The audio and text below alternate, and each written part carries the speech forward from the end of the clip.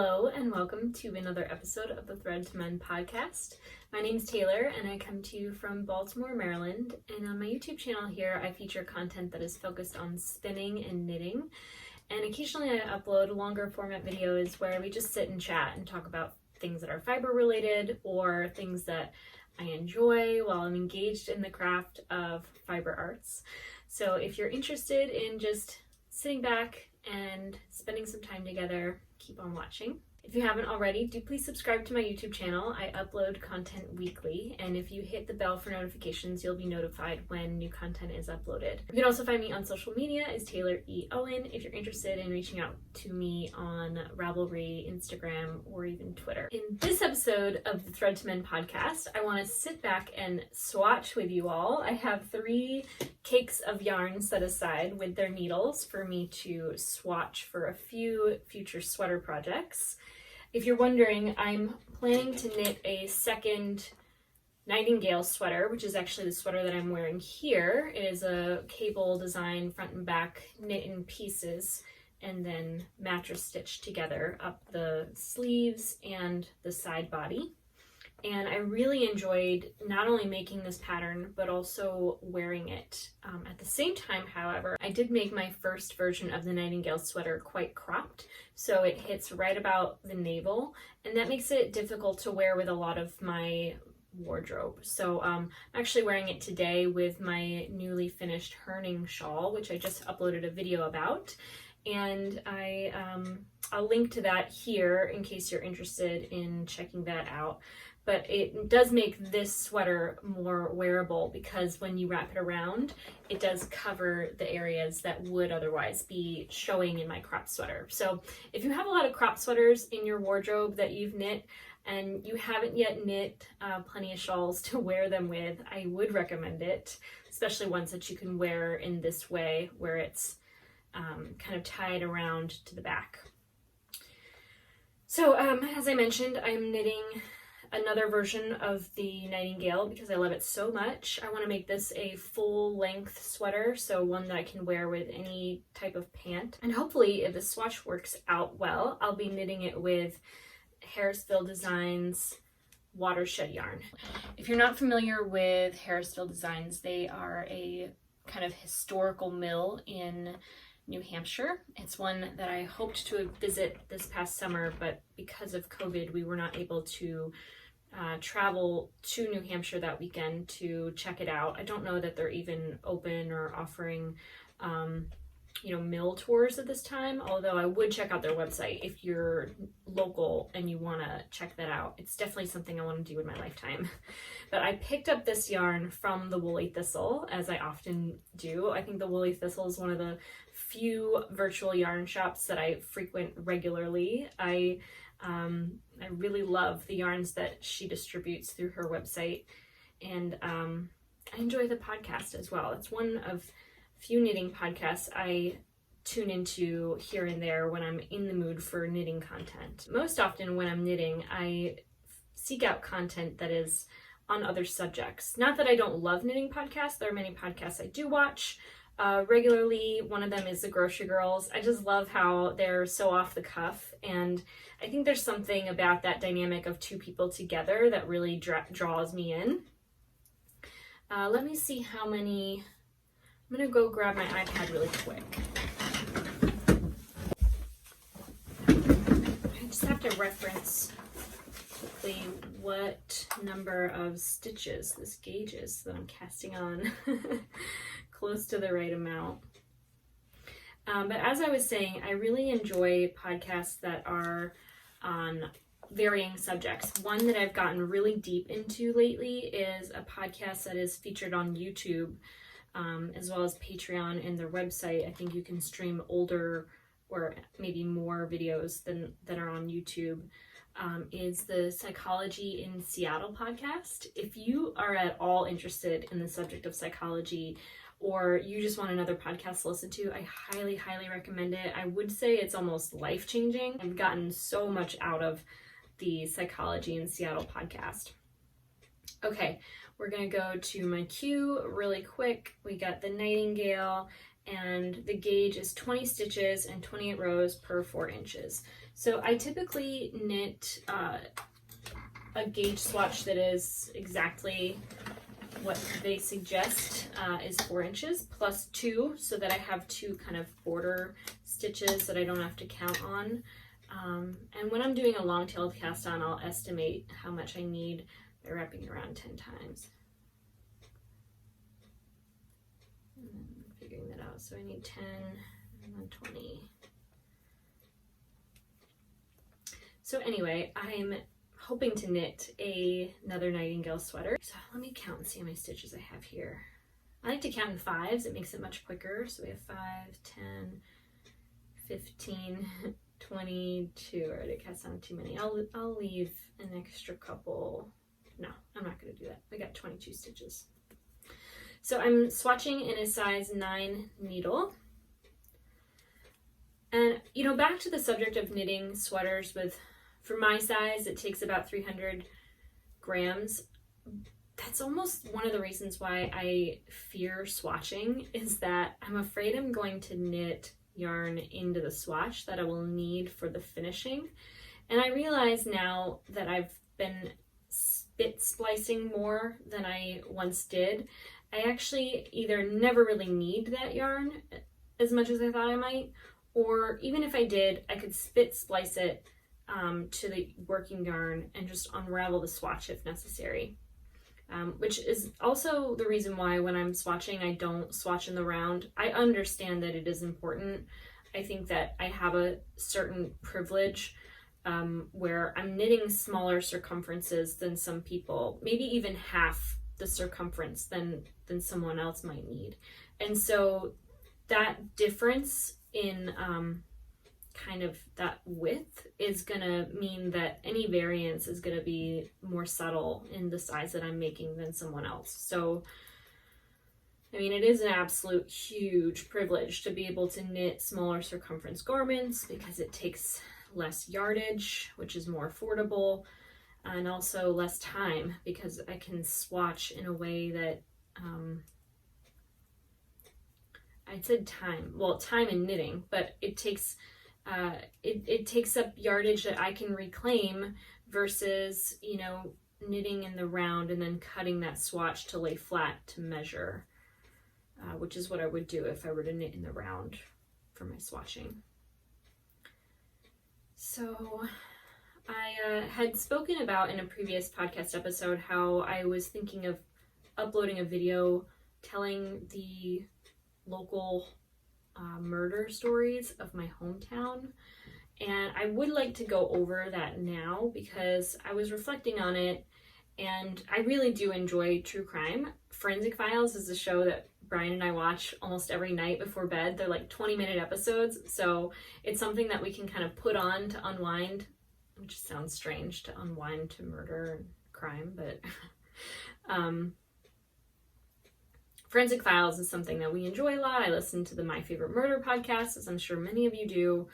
And, you know, it's strangely entertaining. And I understand that can, maybe not everyone can understand. And, you know, I've thought a little bit about why I like it so much. I mean, it is just drama, you know, in a sense. But I really do feel for the people whose lives are impacted by these stories. And I wonder how they feel in the retelling of it. I feel like there is this sense of kind of reclaiming some sense of power where it's like, even though these horrible things happen, we can still find joy and we can still create laughter and we can still, you know, live lives that are happy.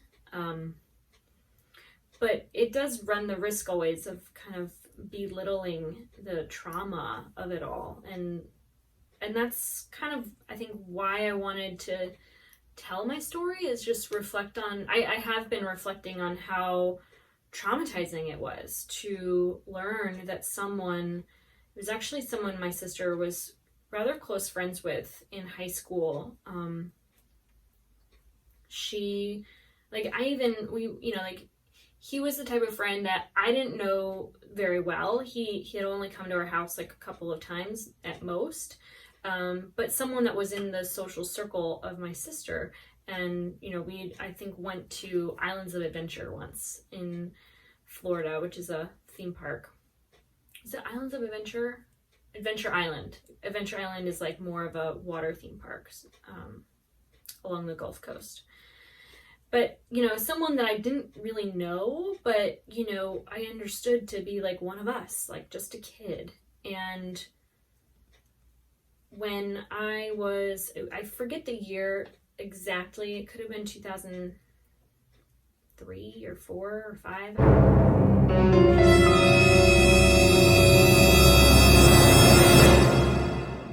At some time when I was in college, I hadn't yet moved from Florida. I was still living in Florida. The news kind of broke that Blaine's parents were murdered in their sleep. They were beaten to death with what I guess was determined was a baseball bat, though that weapon hadn't been recovered. And there were ropes tied around their neck, and there was this staged robbery. I don't know how they knew it was staged, except that, you know, they figured out soon after the discovery of their bodies that Blaine,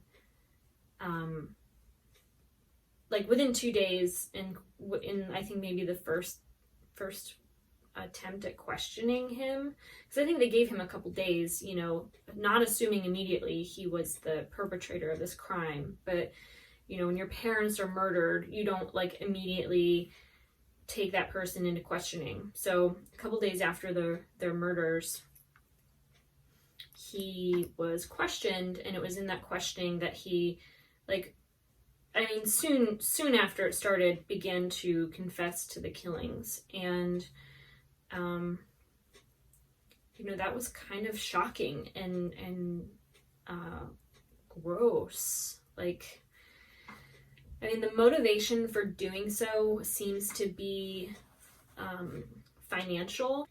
At the time of their murder, he was, you know, borrowing money from them and stealing money from them, I'm assuming. I mean, you know, when parents have kids that are dealing with drug addiction and they become thieves, they don't often prosecute their children. You know, they're not going to send them off to jail to face those consequences, whether they should or not. It's just something that I've seen myself. It doesn't often happen. You know, you're trying to always help your children become better, and you don't want to be the one to like put them in jail, I think. So, you know, I am actually assuming that he stole from them, but I don't think I would be off the mark if I guessed that he might have stolen from them already, because I know that he had borrowed money from his mom. She like had him put it in writing that he borrowed some amount of money, like $1,400 or something, and that he owed it back to her. Which seems like a responsible thing. Like, you know, you realize that your kid might not have a job and they need money, and like you want to provide for them, but also hold them accountable and not just give them everything because they want it. I don't know. I'm not a parent, but I'm just thinking out loud. So, I guess the story is that his grandmother had died, and there was this inheritance that they didn't want him to have access to, because I think that they both understood that if he did have access to that money at this time, he would have wasted it on drugs. At the time, the drugs that were popular among these groups of kids, and I say that because I knew them personally and kind of what they were getting into, was Xanax, which I don't understand, but I guess I don't have to, but why Xanax is fun, I don't quite grasp. I'm sure it's all just a form of escapism for them, but Xanax and cocaine. So there's this kind of like up and downer thing that I just imagine will lead some people to a state of psychosis. And out of, I guess, probably anger that his parents made his inheritance inaccessible to him, at least temporarily, he thought that if he murdered them, he would have access to that money, which is gross and sickening. And it just, I mean, I say it traumatized me because after that happened, I wondered, is my sister gonna kill our parents because she can't steal enough or find enough access to what she feels she needs in life? And I don't think she's someone that would ever do that, but we never thought Blaine was someone that would have done that. So that's why I say it's traumatizing, because you just don't trust your thinking anymore. You know, when you realize that someone you never imagined is capable of doing something so horrible, it just kind of makes you lose trust in anybody, especially those under the same substances, or abusing the same substances, I should say, because just because you take Xanax or even cocaine, like, that doesn't make you a murderer. I don't mean to imply that by any means. But it just, you know, it was unsettling, to say the least. I just wanted to acknowledge that I know a murderer, and it was a sick and sad story that I think caused me to lose some faith in humanity, because I just don't know who to trust. And, you know, when your own sister thinks, you know, maybe they didn't do it, even though they admitted to doing it, it makes you wonder, like, what is reality? Like, what do you mean? Like, I don't know. It just really, really sickening, sickening stuff. But the grosser tale is that, so if I haven't mentioned already, his name was Blaine Ross. He was actually given the death penalty, and that was the first time the death penalty was handed out in almost 20 years in the state of Florida. He did appeal that sentencing, which I think every death sentence has an automatic appeal, so that's not uncommon. And they did change his sentencing to life in prison, so he is now locked up in the state of Florida for life. There's also a YouTuber that made a video about being his cellmate, and he spoke about how psychotic this person is. I don't know if he is a diagnosed psychotic person or diagnosed with psychopathy. I think anyone that is willing to murder people likely would be, but he spoke on that and about how entitled he was just as a person. He was apparently just this entitled kid, screwed up on drugs, made this mistake, and is now serving life in prison. And in his court sentencing to life in prison, he came out with new details of his crime and said that his best friend, who I won't name here because I don't want to endanger myself, it's all on the internet, so it's not a secret. But he said that his best friend actually helped him murder his parents, and that it wasn't only him. He also said that his girlfriend at the time, who I also won't name, was in on it. And the details to the story were that he wasn't at his parents' house that night. He was at his girlfriend's house, which was true at some point even. But later on the next day, he actually sent his girlfriend into the house to find them and discover his parents' dead bodies, which is horrifying and disgusting. I also want to mention too that he was like 21 or 23 at the time of his parents' murders, and his girlfriend was like 15 years old. Some news reports noted her age was 14. Some other news reports noted she was 15 and even 16. So I don't really know what the truth of her age was, but I think that anyone would note that the age difference is startling, and that is technically, a child, not an adult person. So I just can't imagine how this story has impacted her life, let alone mine, and how she might be doing at this point now, and what kind of work or access to help she has had in dealing with this trauma, because Lord help us as a society, that this is the type of thing that I think happens more often than we realize. Maybe it's just a Florida thing, I don't know, but that crime happened in, I want to say, January, and then it was either within the same year or just a year later, a person who I went to school with. It could have been since elementary school, but I didn't know them at that age. I don't have access to my yearbooks either to reference, but someone that I went to middle school with, 6th, 7th, 8th grade, and even the 9th grade in high school. His name was Richard Henderson. He was in my grade, so I kind of grew up alongside him, and he, I think inspired by Blaine Ross, decided one day, it was on Thanksgiving Day, that he, while playing video games with his little brother, that he needed to bash him over the head with a metal pole, and then continued to murder his grandmother and both his mother and father in their mobile home of Mayaca City, Florida. And then I think he stayed the night in his parents' bed. So he stayed in the house with their dead bodies. He was found walking down Highway 41. And that's where he was arrested after, I think, spending another night or two in a hotel with his two girlfriends. No judgment on the polyamory thing, but two friends. Maybe they weren't both girlfriends. Maybe they were just friends. But those girls' ages were also noted as around 15 years old.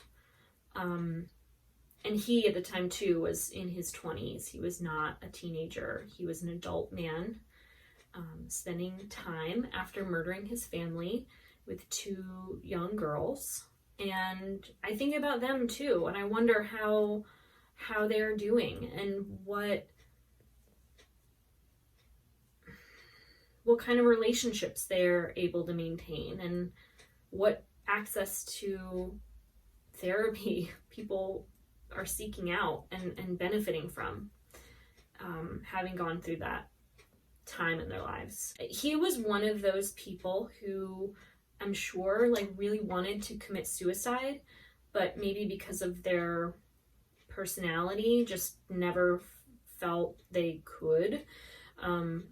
And I think I don't remember if I read this or if I stated it or if it's just an assumption. I'm sure it's an assumption, total speculation, but wants to kill themselves so bad, but can't find the drive, and thinks to themselves, if I murder my family, then how could I not kill myself? You know what I mean? It's just this, I'm trying to rationalize why someone would murder their whole family. And I'm thinking, well, maybe that's why. Maybe they really just want to kill themselves, but they can't bring themselves to do it. So if they make it, they give themselves incentive almost. I'm not sure. But, when he was sentenced to life in prison, I think he said he wasn't afraid to die. I think he wanted the death penalty. And again, I think he wanted to die. He's someone who admittedly suffered from mental illness, and I'm sure that's the case because when we were in high school together, he was expelled for attempting to shoot up the school. So he was someone who was inspired by Columbine and acted on that inspiration. Luckily, he was bragging to someone at McDonald's that morning about having a gun to bring to school that day, and someone overheard and called it into the police, and so they arrested him before he either stepped onto campus or got into the building or buildings. So it was avoided. There was no school shooting, but he intended to shoot up the school. And, he's just a psychopath. I mean, I'm not a doctor. I can't diagnose someone with psychopathy, but he murdered many people and hoped to murder people earlier than that. And I just feel so bad for the people whose lives he has impacted. I know that when we were in middle school, he was in the 8th grade and he impregnated a 7th grader and they had a baby together. And, I think about her still and her child. who I think they named Taylor, which really was strange to me because I was the only Taylor that I knew. I just thought, why are they naming them my name? Because, you know, everything's about you when you're a kid. I remember thinking about that, but I just feel like there are so many issues in our society with access to health care and the stigmatization of health care. I remember talking to my mom about seeking a therapist and going to therapy just because of the amount of stress I felt I was under with all the election things going on in the world and just so much stress and anxiety in life. And I just feel like it's not accessible to people in a lot of our country. It's just not. It just feels like it doesn't exist because there's no access financially or even logistically. Like, I've known many people that felt that they needed to be helped through their addiction and could never seek out that help because there wasn't room for them, or you know, there's always a reason here or there. But okay, I'm done with this gauge. I'm excited to measure it. I'm going to set this one down and move on to the next one. And let's see what gauge we're knitting for this. This is a skein of yarn by Green Mountain Spinnery. It's their DK weight, organic New Mexico yarn. I don't know if I described that well, but I am going to swatch for the Rowe Cardigan by Michelle Wong. I've been meaning to cast on this project. I'll show it to you here in case you're interested. But it's this gorgeous cable shawl collar, almost coat. Oops, I dropped my yarn.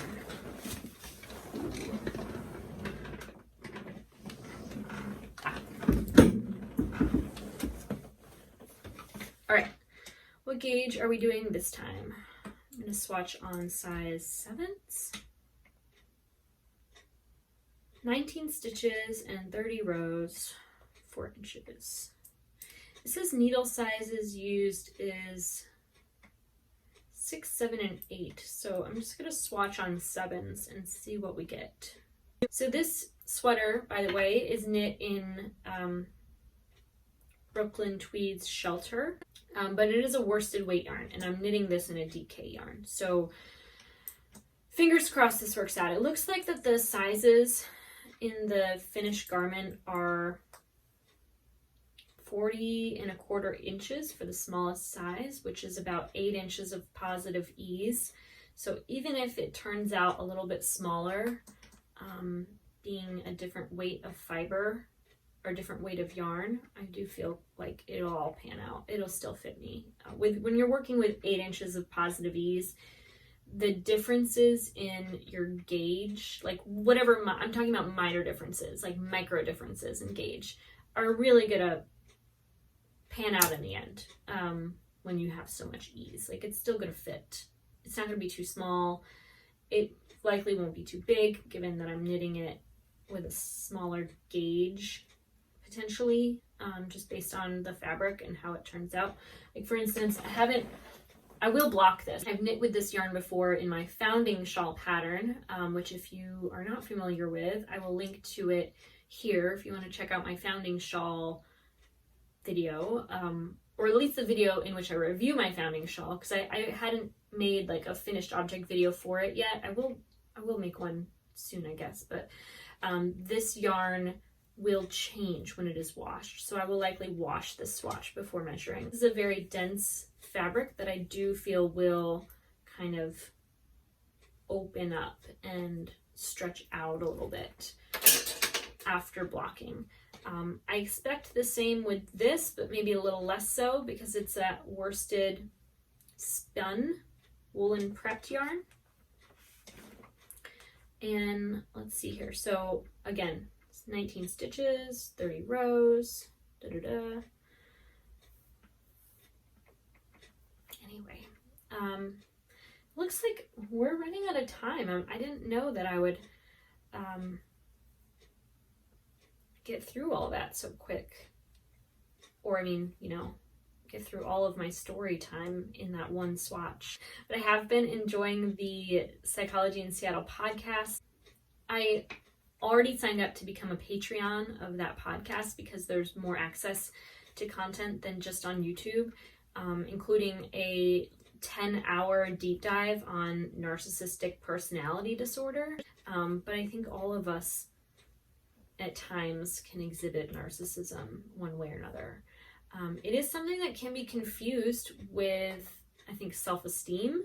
Like, there's articles here and there sometimes that come out that say this generation is more narcissistic than the last, and it's just such a farce because, and he goes into this, the Dr. Kirk of the Psychology in Seattle podcast goes into this kind of rant about how, this is a soft science. Narcissism is a construct, and it depends on how you define narcissism. Of course, the DSM has a definition of the personality disorder, and if someone doesn't exhibit all of those traits or however many of those traits, of course they might just be displaying narcissistic behavior. But how do you define narcissistic behavior in these studies? Like, a lot of the studies that are coming out about whether this generation or another is more or less narcissistic than the last are sometimes measuring, did I do this right? Yes. I thought I started knitting garter stitch. But they could be measuring self-esteem, depending on the questions that are asked. It might just be that, this generation displays more self-esteem than narcissism of previous generations. Like, if you are someone who, is gay or transgender in the younger generation, you might feel, more esteemed than if you were of an older generation. Like, how is that a bad thing? That you are more comfortable or proud of who you are. It's just, it's really helped me. Listening to Dr. Kirk speak has really helped me question facts as they are told and really look more carefully into measures as well as personal biases. Like, just questioning everything really from an objective perspective, but also, understanding that we don't know until we know. And sometimes there can be two truths, at the same time. Like, there can be two opposite ideas that are both correct. And I feel like that's something that's kind of been driving me insane the last 4 years, and just living in America under the Trump administration. It's just that there's so much happening. It's just overwhelming sometimes. And I read all the comments when I'm watching YouTube, like whether it's the news or I actually watch a lot of my news on YouTube because I just don't have cable television. So it's easy for me to kind of tune into what's happening in the mainstream media world by watching brief YouTube videos here and there. I also pay the monthly subscription fee, so I don't have commercials, which is nice.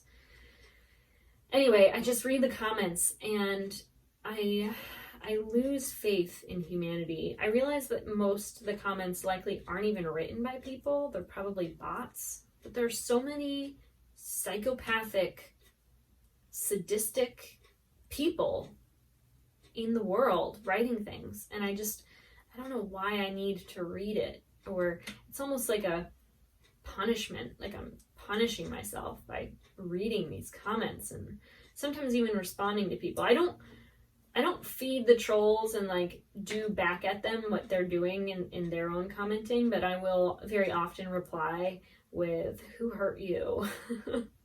Or, I will always, respond when necessary, but I digress. It's just kind of a waste of everyone's time, but I do feel like it is important when people are spreading messages of hate that we do combat that messaging. I mean, there has to be someone standing up and saying, actually, you don't know that, or I don't know. I mean, are we just going to allow people to create their own reality, whether it's true or not? I just, like, the president right now is basically just saying out loud what he wishes were true as if it were a fact. And he is delusional. Like, the date is October 8th, and if you were to read the Twitter feed of the President of the United States, it would be a solid stream of absolute delusion. Pure delusion. And I won't comment any further on the president because it's not even, this is my happy place here. He is not welcome in my YouTube channel any longer, so I will stop there.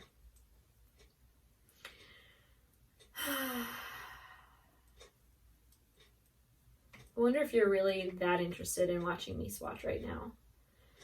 It looks like that we have a solid 40-something minutes already recorded, so I might as well wind down this episode, and I will report back on how my swatching turns out in the next one. Oh, I have fantastic news! I know that many of you might not have kept watching, and you might not already follow me on Instagram, so you might not know yet, but I have a new job. I'm super excited to start. I start next Tuesday, and I'm going to be the new cat foster coordinator at the animal shelter local to Baltimore City. It's a nonprofit, and a couple of my friends already work there. My sister-in-law is a veterinarian at this facility, and my spouse's bandmate, someone he's known since I think like high school, maybe earlier than that, is a office manager there. So I know that I'll be working with really cool people, and I'm really excited about that. I'm also really excited to get to see all the cats and help them out and find new places to live and safe places to stay in the interim. I think I'll be dealing with a lot of kittens, which are fine. I like kittens, all right. I really love cats, though, especially older cats and grumpy cats. I do love cats with tough personalities. That's sort of my thing. We adopted a cat that had been at this particular shelter for about 3 months, and to see her open up and really start to shine in her personality has been so rewarding for me. And then a lot of the work that I do with cats is in the feral colonies, so I've gotten to know a lot of cats that previously maybe never known a person well before, and so I really like getting them to like me, and I hope that I can do more for the cat populations that are not just kittens, but maybe the ones that have a hard time finding placement. I really am excited to help those cats out. And I hope I get to name some of the cats too as they come in. I think I would be really good at naming cats because my cats have really cool names. I don't know if you know, but I'll have to save their name stories for another podcast episode because we've already gone on for a while and I'm sure you're ready to move on, but anyway, I just want to thank you so much for spending some time with me here and sitting back. Don't forget to check out the Psychology in Seattle podcast. It is really, really rewarding.